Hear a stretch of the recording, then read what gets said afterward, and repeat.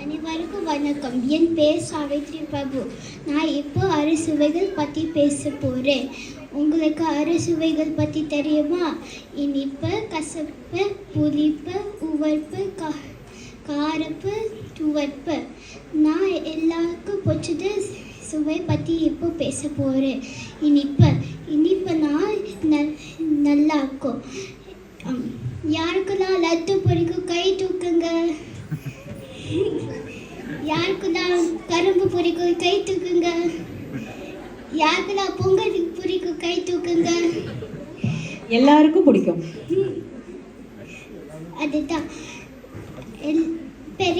பெரியவ அவங்க குட்டி அவங்க எல்லாருக்கும் இனிப்பு பிடிக்கும்.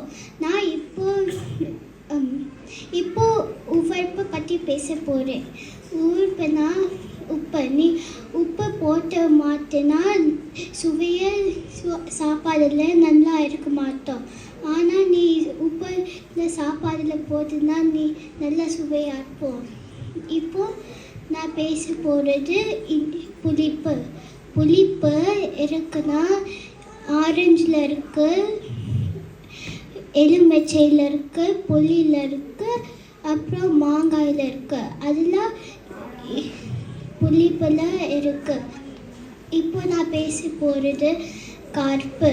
கார்ப்புனா காரம். மிளகாயும் மெழுகு கார்ப்பு இருக்குது. இப்போ நான் பேச போகிறது துவர்ப்பு. துவர்ப்புனா எனக்கு தெரியாது சுவையை. ஆனால் வாழைப்பூவை பாக்கு அப்புறம் நெல்லிக்காயை துவர்ப்பு இருக்கு. நீ எல்லா சுவை